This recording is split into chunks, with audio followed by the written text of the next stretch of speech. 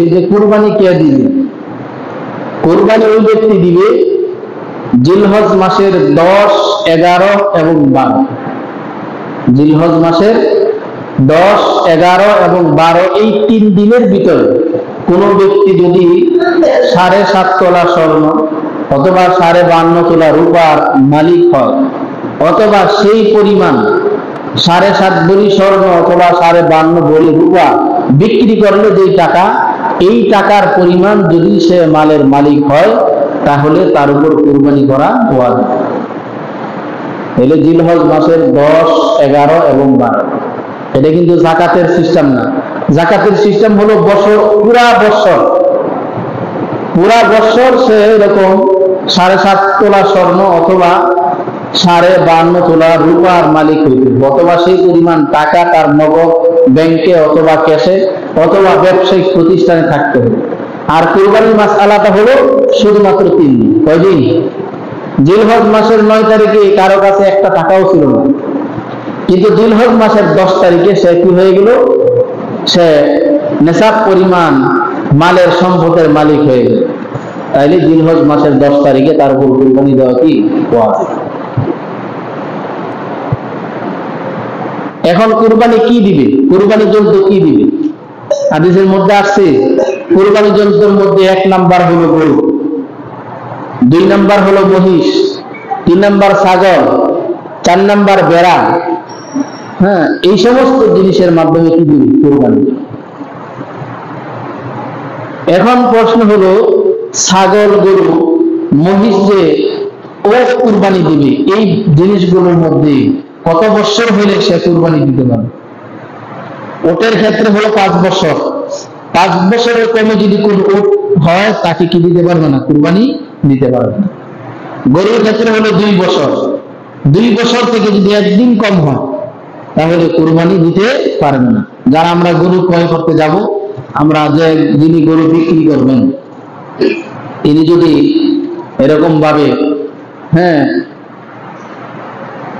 গরু পাইলা থাকেন, ওনাকে জিজ্ঞাসা করব যে আপনি যে গরু বিক্রি করতে আসছেন তার বয়স কত?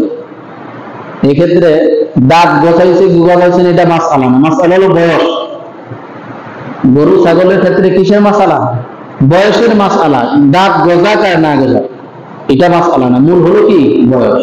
আমরা জিজ্ঞাসা করবো যে বয়স কত? যদি বলে 2 বছর বয়স, তাহলে এখানে আমরা গরু কি করবো? ক্রয় করবো। যদি বলে 1.5 বছর, তাহলে ওই গরু আমরা কি করবো না? ক্রয় করবো। ছাগলের ক্ষেত্রে হলো 1 বছর। 1 বছর অতিক্রম হওয়া যে ছাগল, ওই ছাগল কি দিতে পারবে? কুরবানি দিতে পারবে। আর বেড়া এবং দুম্বা, এই দুইটার ক্ষেত্রে মাসআলা আসছে যে 1 বছরের কম যদি হয়, 6 মাস বয়স পাইছে, কিন্তু একটা ছাগল 1 বছর হইলে যে পরিমাণ মোটা তাজা হয়, 6 মাসে একটা ভেড়া এরকম মোটা তাজা হয়ে গেছে। হ্যাঁ, তাহলে এই ক্ষেত্রে দুম্বা অথবা বেড়া 6 মাসেই কি হয়ে গেছে? এরকম 1 বছর অতিবাহিত হইলে যে তার এরকম আকৃতি গঠন হইতো, 6 মাসে হয়ে গেছে, তাহলে তার ক্ষেত্রে কি মাসআলাগত ভাবে অবকাশ দেওয়া হয়েছে। 6 মাস হলে বেড়া এবং দুম্বা কি দিতে পারবে? কুরবানি দিতে পারবে। এখন মাসআলা হলো যে কুরবানির জন্তু যে আমরা ক্রয় করতেছি, এই কুরবানির জন্তু কয় শরীকে আমরা জবাই দিই? 1 শরীক থেকে নিয়ে 7 শরীক পর্যন্ত, সর্বোচ্চ কয় শরীক? 7 শরীক পর্যন্ত একটা গরুর মধ্যে কি করতে পারবে? অংশীদারিত্ব নিতে পারবে। আরেকটা মাসআলা হলো, কোন ব্যক্তি সামর্থ্যবান, সে একাই গরু কুরবানি দিতে পারবে এবং সে ক্রয় করলো। ক্রয় করার পরে সে মনে মনে ভাবলো যে আমি একা কুরবানি না দিয়ে আমার সাথে আরেকজন কিনি, শরীক নিই। এই ক্ষেত্রে মাসআলা হলো যে একজন যে শরীক নিল, ওই শরীকের যেই টাকা তাকে দিছে, ওই টাকা সে নিজে ভোগ করতে পারবে না। ওই টাকাটা সম্পূর্ণ গরিব, এতিম, অসহায়কে কি দিতে হবে? সদকা করতে হবে। কারণ তার সামর্থ্য আছে, পুরা গরু সে কি দিতে পারবে? একা দিতে পারবে। এই ক্ষেত্রে সে শরীক যদি নেয়, যদি অংশীদার নেয়, যেই টাকার পরিমাণে অংশীদার নিল, ওই টাকা কি করতে হবে? গরিবকে সদকা করে দিতে হবে। আরেকটি মাসআলা হলো, এই কুরবানির 3 দিন, জিলহজ মাসের 10, 11, 12, এই 3 দিনের ভিতরে আপনার উপর কুরবানি ওয়াজিব ছিল, কিন্তু আপনি কোনো কারণে কুরবানি জন্তু ক্রয় করতে পারেন না।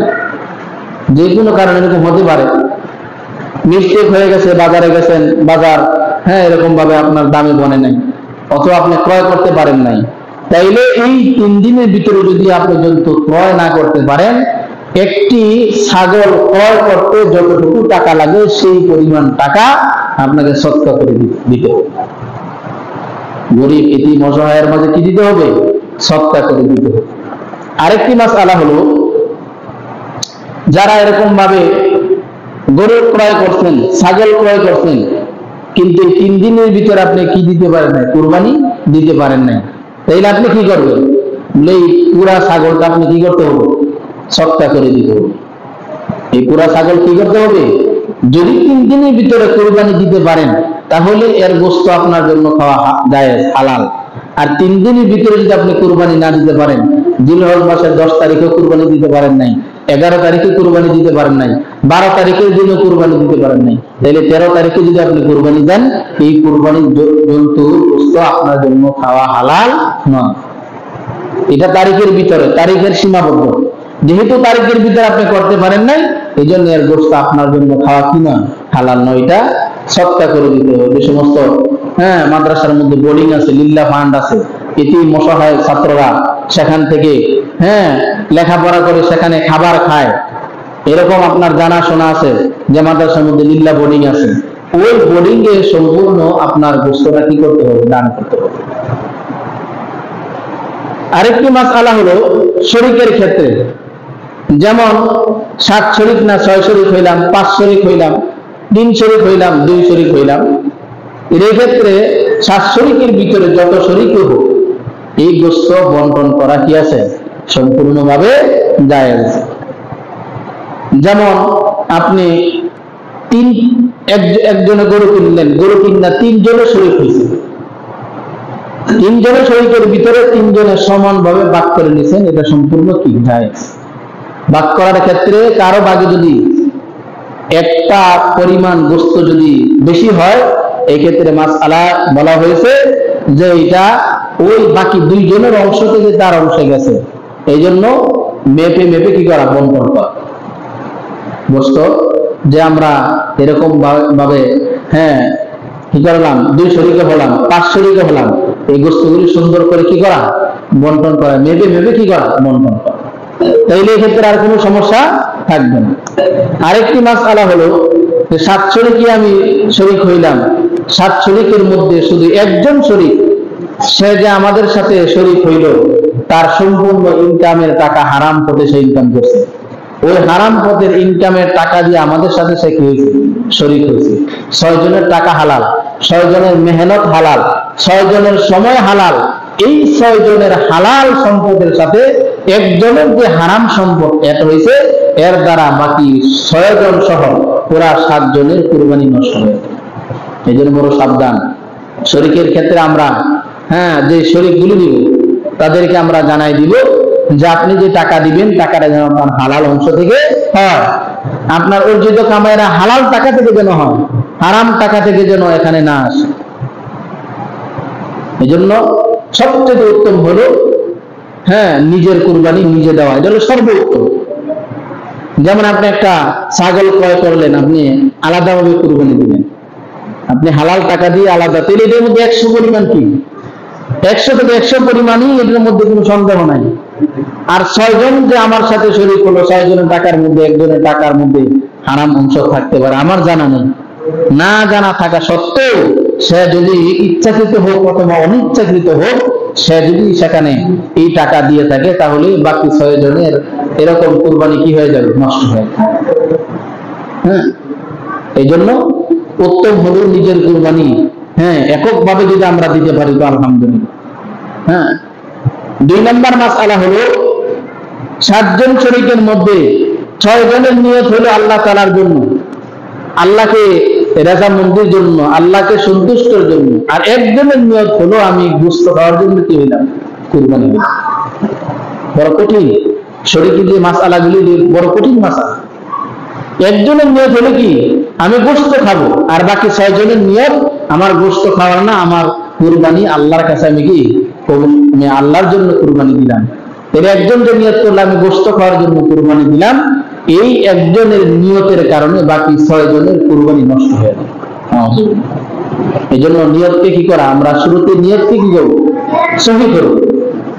আমি অনেক সময় বলি যে কেউ যদি ঘর বাঁধে, বাড়ি বাঁধে, এই বাড়ির দক্ষিণ পাশের জানালা যদি এই নিয়তে রাখে যে আমি দক্ষিণ সাইডে জানালা রাখলাম, এখানে কি আসবে, বাতাস আসবে, এই নিয়তে জানালা রাখছে। আরেকজনে তার পাশে আরেকজনে ঘর বানাইছে নতুন, সে নিয়ত করছে যে আমি দক্ষিণ পাশে জানালা রাখলাম, দক্ষিণ পাশের যে মসজিদ আছে, দক্ষিণ পাশের মসজিদ থেকে মুয়াজ্জিনের আযানের আওয়াজ আমার জানালা দিয়ে ঢুকবে। চিন্তা করছেন নি, দুইজনের নিয়ত কিন্তু ভিন্ন। দ্বিতীয় জন যিনি নিয়ত করছেন যে আমি দক্ষিণ পাশের আযান শোনার জন্য জানালা রাখলাম, তাহলে এই ব্যক্তি আযানও শুনতেছে, আযানের সওয়াবও পাইতেছে এবং বোনাস বাতাস তার ঘরে ঢুকতেছে। সুবহানাল্লাহ। শুধুমাত্র একটু নিয়তের পার্থক্যের কারণে একজন ব্যক্তি সম্পূর্ণ জানালা রাখেও সওয়াবের অধিকার হয়ে যেতেছে। আরেকটি মাসআলা হলো যে আমরা অনেক সময় প্রশ্ন করি যে হুজুর কুরবানির সাথে এই কি বলে আকিকা দেওয়া যাবে কিনা, অনেক সময় প্রশ্ন করি না? হ্যাঁ, কুরবানির সাথে আকিকারও কি দেওয়া যাবে, অংশ দেওয়া যাবে।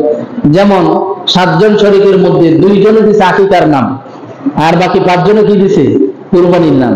তাইলে 7 জনে সুন্দরভাবে কি করা যাবে, কুরবানি করা যাবে। তবে হ্যাঁ, যাদের আকিকা, যাদের নামে আকিকা দিছে তাদের নামে যদি কুরবানি ওয়াজিব হয়ে থাকে তাহলে আগে কুরবানির নাম দিতে হবে, আরেক অংশ তার নামে আকিকা দিতে হবে। অনেকে আমরা মনে করি যে আকিকা দিলে আমার কুরবানি আদায় হয়ে গেছে। না, আকিকা হলো এক মাসআলা আর কুরবানি হলো আরেক মাসআলা। আপনার উপর কুরবানি ওয়াজিব হয়েছে, এটা আপনাকে দিতে হবে। এখন আপনি আপনার কুরবানির অংশ এক ভাগে দিলেন, আপনার সন্তানের আকিকা দেওয়া হয় নাই, তার নামে আরেকটা অংশ দিলেন, তাহলে কি আছে, জায়েজ। আর একই অংশ আপনি কুরবানি মনে মনে নিয়ত করলেন যে কুরবানি, আর ইমাম সাহেবকে অথবা বাকি 7 জনের 6 জনকে জানাইলেন যে আমার সন্তানের নামে কি দিলাম, কুরবানিতে আকিকা দিলাম। তাহলে সন্তানের নামে যে আকিকা দিলেন, সন্তানের আকিকাও আদায় হবে না, আপনার কুরবানিও কি আদায় হবে না। এজন্য ক্লিয়ার করতে হবে যে আমার উপর কুরবানি ওয়াজিব ছিল, আমি কুরবানি অংশ দিলাম, আমার উপর কুরবানি ওয়াজিব অংশ শেষ, এখন আলহামদুলিল্লাহ আমার সন্তানের নামে কি দিলাম, আমি আকিকা দিলাম। আর কেউ যদি এক গরু ক্রয় করে আনে, যেমন আমি এক গরু ক্রয় করে আনলাম, এই এক গরু কেউ যদি ক্রয় করে আনে, এই এক গরু নিজে যিনি গরু দিলেন, ওই নিজের গরুর মধ্যে উনি চাইলে 7টা নাম উনি কি করতে পারবেন, ব্যবহার করতে পারবেন, চাই কুরবানির নামে হোক অথবা কি আকিকার নামে। যেমন একজন ব্যক্তির 6টা সন্তান, বাবা কোনোদিন সন্তান নামে কি দেয় না, আকিকা দেয় নাই। নিয়ত করছেন যে আল্লাহ আমাকে যেদিন সামর্থ্যবান বানাইবে সেদিন আমি কি দিব, সন্তানদের আকিকা দিব। এখন বাবা সামর্থ্যবান হয়ে গেছে, এখন বাবা কি করছে, একটা গরু ক্রয় করে আনছে, নিজের নামে কুরবানির নাম দিছে, আর বাকি 6 সন্তানের নামে কি দিছে, আকিকার নাম দিছে। তাইলে সবগুলি আদায় হয়ে গেছে। সুবহানাল্লাহ। সহজ মাসআলা, খুব সহজ। আরেকটি মাসআলা হলো একন্নভুক্ত পরিবার যারা আছে, যেমন ছেলেরা বাবার সাথেই থাকে, ছেলেদের আলাদা কোনো কি নাই, ফান্ড নাই, আলাদা কোনো কি নাই, ফান্ড নাই, আলাদা কোনো এরকম ভাবে কোনো ব্যাংক শেয়ার নাই, যা ইনকাম করে সবকিছু বাবার কাছে পাঠায় এবং বাবার সাথে একান্নভুক্ত হিসাবে থাকে। তাইলে এই ক্ষেত্রে মাসআলার মধ্যে সন্তানদের যে টাকা বাবার কাছে পাঠাইতেছে, যদি বাবার সাথে একসাথে থাকে, তাইলে এই একসাথের অংশ যেই টাকা পাঠাইতেছে, এই টাকার অংশ বাবা হিসাব করবে। যেমন 2টা সন্তান আছে আর বাবা সহ 3 জন, 3 জনের মালের নেশাবের মালিক হইলে যে পরিমাণ টাকা, এই পরিমাণ টাকা বিদেশ থেকে অথবা চাকরি থেকে যে 2 সন্তান টাকা পাঠাইলো, এই সন্তানের সমপরিমাণ টাকা মিলে যদি 3 শরীকের সমপরিমাণ যদি হয়, তাহলে বাকি 2 সন্তানের উপর কুরবানি কি ওয়াজিব। আর যদি যে দেখে না 3টার সমপরিমাণ হয় না, কম হয়, তাহলে সন্তানদের জন্য কুরবানি দেওয়া কিনা ওয়াজিব না। কারণ সন্তানদের কুরবানি দেওয়ার সামর্থ্য এখনো কি হয় নাই, তাহলে শুধু বাবার নাম কি করবে, ব্যবহার করবে। আর যদি দেখে যে না 3 জনের নামে কি করা যাবে, কুরবানি দেওয়া যাবে, কুরবানি ওয়াজিব, তাইলে 3 শরীক হইয়া একটা বাবার নাম আর বাকি দুইটা হলো 2 সন্তানের নাম। এইভাবে কি দিতে হবে? কুরবানি দিতে হবে। এখন সন্তানের উপর কুরবানি ওয়াজিব, কিন্তু আমি শুধু বাবার নাম ব্যবহার করলাম, তাহলে এই ক্ষেত্রে সন্তানদের ওয়াজিব তাদের জিম্মার মধ্যে কি বাকি থাকে। এই জন্য সবচেয়ে সুন্দর মাসালা হলো, যার 5টা সন্তান, 6টা সন্তান, 3টা সন্তান বিদেশের বাড়িতে আছে, হ্যাঁ, সে একটা গরু কি করবে? ক্রয় করবে। গরু ক্রয় করে এখন তার সন্তানদের নামও দিবে, তার নামও দিবে, স্ত্রীর নামও দিতে পারবে, অথবা নিজের বাবার নামও নবল কুরবানি নবল হিসাবে কি করতে পারবে? ব্যবহার করতে পারবে। আরেকটি প্রশ্ন হলো, জীবিতদের তো আমরা কুরবানি দিই, কুরবানির ক্ষেত্রে মৃতের নাম ব্যবহার করা যাবে কিনা? অনেকে প্রশ্ন করে যে হুজুর আমার আব্বা মারা গেছে, এখন আমি একটা গরু ক্রয় করছি, আমি নিজে কুরবানি দিব, এই নিজের কুরবানির মধ্যে আমার বাবার নাম ব্যবহার করতে পারবো না? 100% ব্যবহার করতে পারবো, কোনো সমস্যা নাই। আপনার নিজের নাম ব্যবহার করলেন, সন্তানের নাম ব্যবহার করলেন, স্ত্রীর নাম ব্যবহার করলেন, বাবার নাম ব্যবহার করলেন, যদি আরো নাম বাকি থাকে আপনি ইচ্ছা করলে আপনার দাদার নামও কি করতে পারবেন? ব্যবহার করতে পারবেন। এক্ষেত্রে কি আছে? জায়েজ আছে। এখন আমি নিজের নাম ব্যবহার করলাম না, আমার উপর কুরবানি ওয়াজিব, আমি নিজের নাম ব্যবহার না করে ওই নামটা 7 শরীকের মধ্যে 1 শরীকের নাম আমার বাবার নামে দিলাম, এই ক্ষেত্রে আমার কুরবানি কি থাকবে? বাকি থাকবে। আমার জিম্মাদারি কি থাকবে? বাকি থাকবে। এই জন্য আগে হলো ওয়াজিব, আগে পালন করা। আমার উপর ওয়াজিব হয়েছে, আমি কি করব? আমারটা আদায় করব। হ্যাঁ, যদি আমার ওয়াজিব পালন করার পরে আমার সামর্থ্য থাকে যে আমি আরেকটা অংশ দিতে পারবো, অথবা আমি নিজেই গরু ক্রয় করতে পারবো, এই ক্ষেত্রে মাসআলা হলো যে নফল কুরবানি, নফল, হ্যাঁ, মৃতদের নামেও, হ্যাঁ, নফল কুরবানি কি করতে পারবে? দিতে পারবে। আরেকটি মাসআলা, যে ওয়াজিব হয়েছে আমার নাম, কিন্তু কুরবানি দিচ্ছেন আপনি। এরকম হতে পারে যে আমি হুজুরের নামে অথবা আমার বড় ভাইয়ের নামে আমি কি দিলাম? কুরবানি দিয়ে দিলাম। ওয়াজিব হলো কার নামে? ভাইয়ের নামে, কিন্তু আমি আমার ভাইয়ের নামে কি দিয়ে দিলাম? দিয়ে দিলাম। এই ক্ষেত্রে মাসআলা হলো যে যার নামে ওয়াজিব কুরবানি হয়েছে ওই ওয়াজিব ব্যক্তির কাছ থেকে অনুমতি নিতে হবে। কি নিতে হবে? অনুমতি নিতে হবে যে ভাই, আমি যে একটা গরু ক্রয় করছি, তোমার কুরবানি তো তোমার উপর ওয়াজিব, এখন আমি তোমার কুরবানি দেওয়ার দরকার নাই, আমি আমার গরুর অংশ থেকে একটা নাম তোমার নামে আমি কি করতে চাই? দিতে চাই। যদি ভাই অনুমতি দেয় তাহলে এই ক্ষেত্রে কি হয়ে যাবে? জায়েজ হয়ে যাবে। আর ভাই যদি অনুমতি না দেয় সেই ক্ষেত্রে ওই ভাইয়ের নামও ব্যবহার করা কি হবে না? জায়েজ হবে না। ওয়াজিব তো তার উপর হয়েছে, এই জন্য তার কি লাগবে? অনুমোদন লাগবে। ঠিক আছে ভাই, আপনি করেন। আর যারা ফ্যামিলির মধ্যে আলাদা হয়ে গেছে, কিন্তু মাসআলা সহজ, একজন ব্যক্তির 2টা সন্তান, 2 সন্তান আলাদা ভাবে খাইতেছে, তাহলে এই ক্ষেত্রে মাসআলা হলো বাবার নামে কুরবানি দিবে, আর বাকি 2 সন্তান নামে আলাদা কি দিবে? কুরবানি দিবে, যদি ওয়াজিব হয়ে থাকে। আর যদি ওয়াজিব না হয়ে থাকে এই ক্ষেত্রে শুধু বাবাই কি দিবে? কুরবানি দিবে, যদি সন্তানদের উপর কুরবানি ওয়াজিব না হয়ে থাকে। অর্থাৎ সন্তানের ব্যাংকে কোনো টাকা নাই, অথবা 7.5 তোলা স্বর্ণ, 7.5 ভরি স্বর্ণ, 52 ভরি রূপা, এরকম সমপরিমাণ টাকাও সন্তানের কাছে নাই, তাহলে ওই সন্তানের জন্য কুরবানি দেওয়া ওয়াজিব হবে না।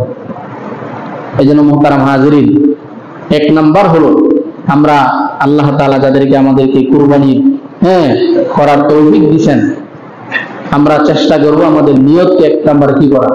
সহি করে নেওয়া। 1 নাম্বার হলো নিয়ত সহি করে নেওয়া, আমি একমাত্র আল্লাহর জন্য কুরবানি।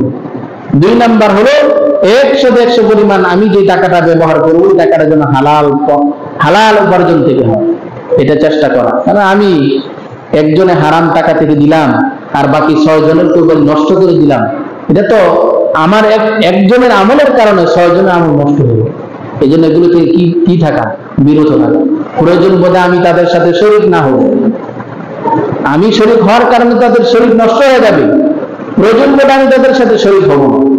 যে ভাই প্রতি বছর আমি তোমাদের সাথে শরীক হইতাম, এই বছর আমি তোমাদের সাথে শরীক হব না, কারণ আমি জানি যে আমার অর্জিত কামের অংশ কি? হারাম। এই জন্য হারাম অংশ দেওয়ার কারণে তোমাদের শরীরও কি হয়ে যাবে? নষ্ট হয়ে যাবে। এই জন্য এটা না করা। এই জন্য আল্লাহ পাক রব্বুল আলামিন আমাদের সবাইকে যেন আমরা একমাত্র আল্লাহর জন্য কুরবানি দিতে পারি, আল্লাহকে রাজি খুশি করতে পারি। সারা মুসলমানদের জন্য বৎসরে একটা কুরবানি করা, এই কুরবানি যেন একমাত্র আমরা আল্লাহর জন্য করতে পারি। আল্লাহ পাক রব্বুল আলামিন আমাদের সবাইকে সেইভাবে আমল করার তৌফিক দান করুক। সকলে আমিন। ওয়া আখিরু আলহামদুলিল্লাহি রাব্বিল আলামিন। যারা